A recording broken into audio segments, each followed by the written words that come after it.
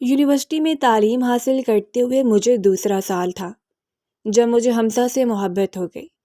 اس نے مجھے پرپوز کیا تو میں نے حمزہ کے بارے میں اپنے والدین سے بات بھی کر لی تھی، مگر میں نہیں جانتی تھی کہ یہ میری زندگی کی سب سے بڑی بھول ثابت ہوگی، کیونکہ ایک دن میں اور حمزہ اس کی والدہ سے ملنے کے لیے حمزہ کے گھر گئے، مگر جیسے ہی میں گھر کے اندر داخل ہوئی تو سامنے ہی میرا نام لائبہ ہے، اور یہ میری کہانی صرف میری کہانی نہیں ہے، یہ زمانے کی کہانی ہے، ہمارے گرد بسنے والی نہ جانے کتنی لڑکیوں کی کہانی ہے۔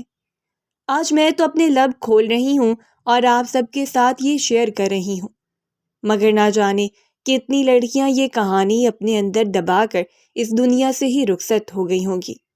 اپنی من مرضیاں کرنے والی مجھ جیسی ہزاروں لڑکیاں ہوں گی جو محبت کے نام پر اس طرح کے اندھے کنویں میں دھکیل دی گئی ہیں۔ میں ہارون آباد شہر کی رہنے والی ہوں۔ میں اپنے والدین کی اکلوتی بیٹی تھی۔ میرے والدین نے بھی باقی تمام اکلوتے بچوں کے والدین کی طرح مجھ پر جان چھڑکی۔ میرے منہ سے نکلنے والی ہر بات، ہر چیز وہ خوشی خوشی پوری کیا کرتے تھے۔ زندگی میں ہر طرف اطمینان اور سکون تھا۔ میری اماں تو میرے ساتھ بہت دوستانہ رویہ رکھتی ہی تھیں، مگر میرے ابا بھی اماں سے کم نہیں تھے۔ میرے ماں باپ دونوں ہی میرے ماں باپ کم اور دوست زیادہ تھے۔ میں ان کے ساتھ اپنے دل کی ہر بات کر لیا کرتی تھی۔ میرے ماں باپ نے کبھی بھی میرے ساتھ ایسا تعلق رکھا ہی نہیں تھا کہ میں اپنے والدین سے باتیں چھپاتی یا ان سے چوری چھپے کوئی بھی کام کرتی۔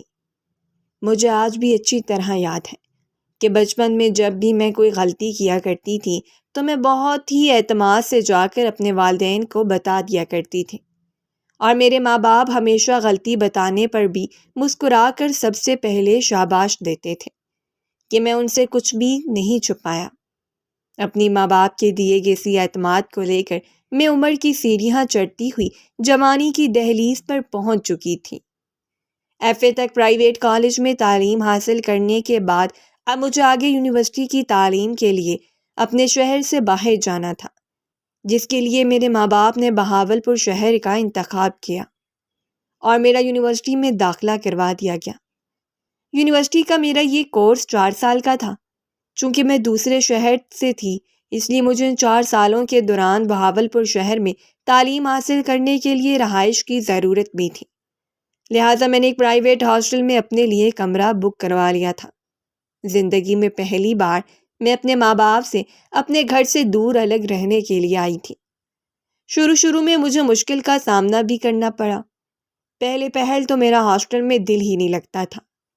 کئی بار مجھے یونیورسٹی میں داخلہ لینے پر پچھتاوا بھی ہونے لگتا تھا۔ میں یہاں تک سوچنے لگتی کہ کاش میں یونیورسٹی میں داخلہ ہی نہ لیتی اور گھر بیٹھ کر آگے پرائیویٹ تعلیم ہی حاصل کر لیتی اور پیپر کالج میں جا کر دے لیتی۔ دوسرا بڑا مسئلہ یہ تھا کہ میں ہاسٹل میں ایک کمرے میں 4 سے 5 لڑکیوں کے ساتھ رہتی تھی، جبکہ میرا اپنا کوئی بہن بھائی نہیں تھا۔ میں اکیلی بہن تھی، اس لیے مجھے عادت ہی نہیں تھی اور نہ ہی اس چیز کا علم تھا کہ دوسرے بچوں کے ساتھ کمپرومائز کیسے کیا جاتا ہے۔ مجھے لڑکیوں کی باتیں، ان کا لہجہ بہت عجیب محسوس ہوتا تھا۔ جب وہ کوئی نہ کوئی چبھتی ہوئی بات کرتی تو میں گھنٹوں تک خاموش رہتی اور اس بات کو سوچ سوچ کر اداس ہوتی رہتی۔ اپنے ماں باپ سے فون پر ذکر کرتی تو وہ ہنستے ہوئے مجھے تسلی دیتے اور کہتے اتنی چھوٹی چھوٹی بات پر پریشان ہونا چھوڑ دو، اس طرح تم کیسے زندگی گزارو گی؟ خیر اسی طرح وقت کا پہیہ گھومتا رہا اور وقت دھیرے دھیرے گزرتا رہا۔ مجھے اس یونیورسٹی میں آئے ہوئے 2 سال ہو چکے تھے جب میری ملاقات حمزہ سے ہوئی۔ حمزہ ایک بہت ہی سلجھی ہوئی شخصیت کا مالک لڑکا تھا۔ پہلی ہی نظر میں حمزہ مجھے اچھا لگنے لگا تھا۔ ویسے بھی چند ملاقاتوں کے بعد علم ہوا کہ میری اور حمزہ کی شخصیت کے بہت سے پہلو آپس میں ملتے ہیں۔ ہماری پسند ناپسند ایک تھی، اسی بنا پر دن بدن ہماری دوستی بڑھنے لگی۔ جیسے جیسے وقت گزرتا جا رہا تھا یہ دوستی گہری ہوتی جا رہی تھی۔ میں حمزہ کے ساتھ یہ دوستی بنا کسی مقصد کے نہیں رکھنا چاہتی تھی، اس لیے چند ملاقاتوں کے بعد میں نے اس پہ بات واضح کر دی کہ اگر تو مستقبل میں وہ مجھ سے شادی کرنا چاہتا ہے تو ہم اس دوستی کو آگے بڑھائیں گے، ورنہ کلاس فیلو اور سلام دعا تک کی بات ٹھیک ہے۔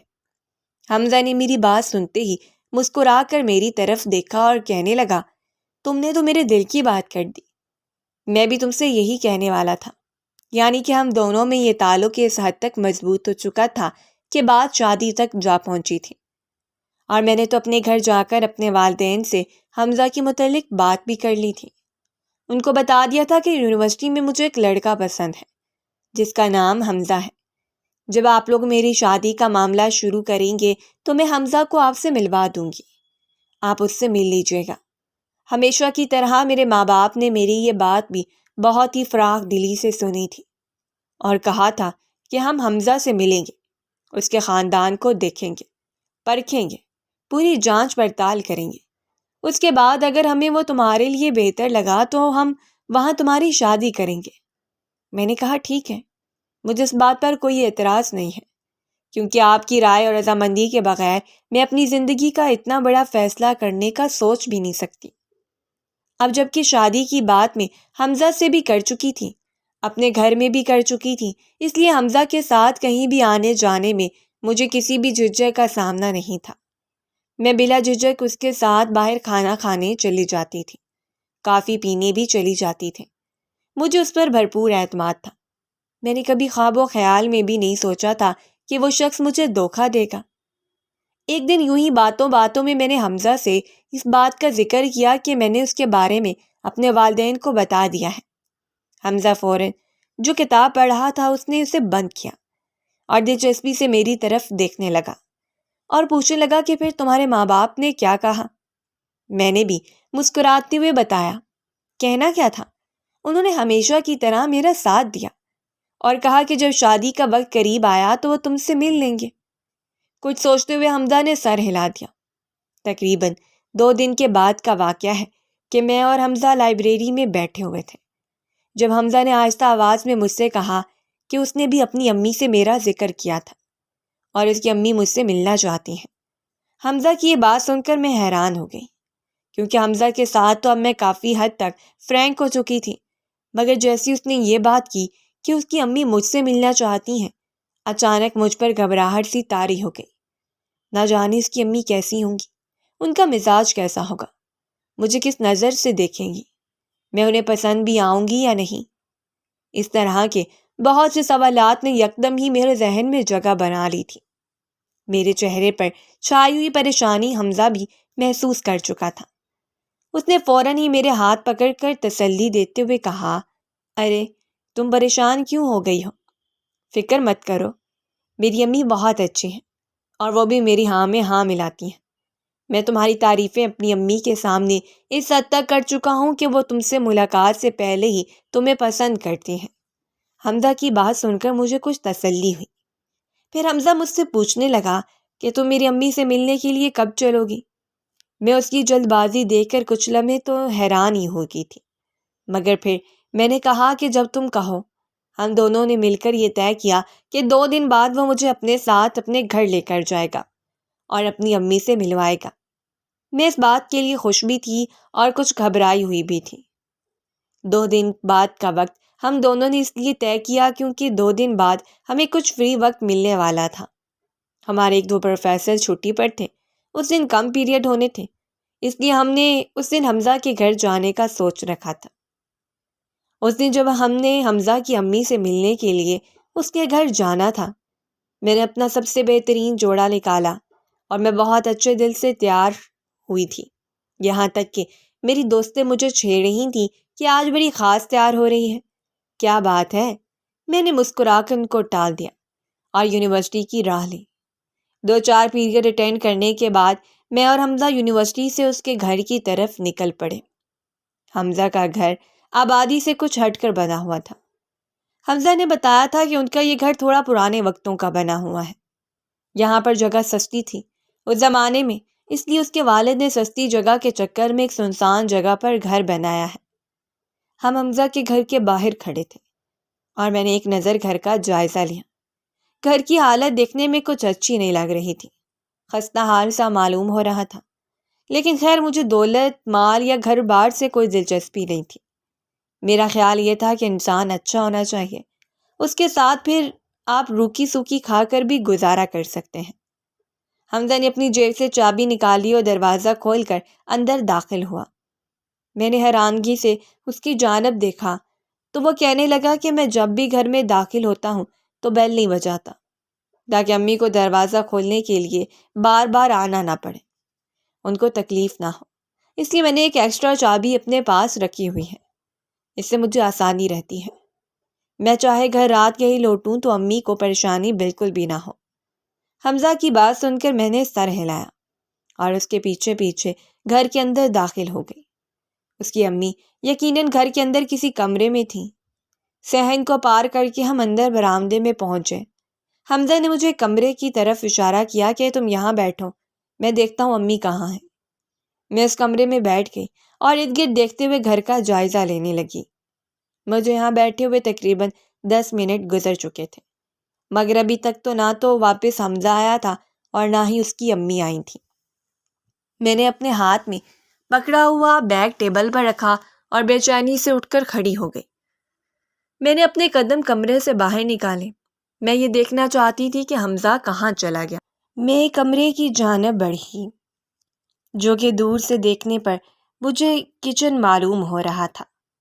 جیسے ہی میں وہاں پہنچی تو سامنے کا منظر دیکھ کر میں حیران رہ گئی، کیونکہ حمزہ 3 لڑکوں کے ساتھ کچن میں کھڑا کسی بات پر بحث کر رہا تھا۔ میرے کانوں نے جو الفاظ سنے مجھے یوں محسوس ہوا جیسے کسی نے پگھلا ہوا سیسا میرے کانوں میں ڈال دیا ہے، اور حمزہ ان لڑکوں سے کہہ رہا تھا، دیکھو ساری محنت میں نے کی ہے، اس لڑکی کو یہاں تک میں لایا ہوں، سارا جال میں نے بچھایا، اس لیے انعام کا حقدار بھی تو میں ہی ہوں۔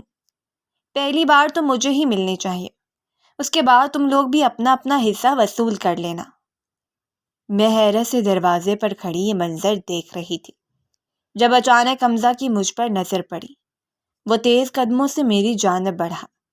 میرے پاس پہنچتے ہی اس نے مجھے برق رفتاری سے اپنے قابو میں کیا اور ایک ہاتھ مضبوطی سے میرے منہ پر جما دیا۔ میں ابھی تک بے یقینی کی کیفیت میں تھی۔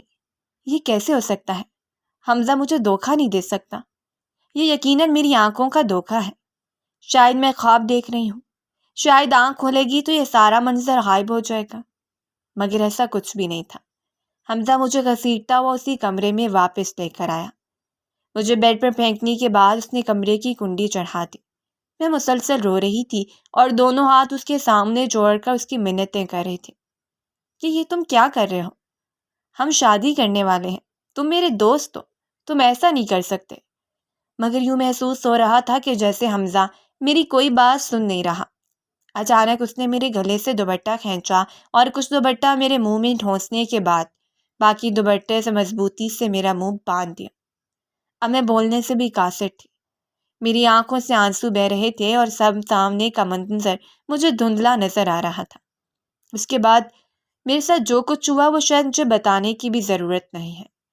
حمزہ نے میری عزت کی دھجیاں اڑائیں اور خاموشی سے کمرے سے نکل گیا۔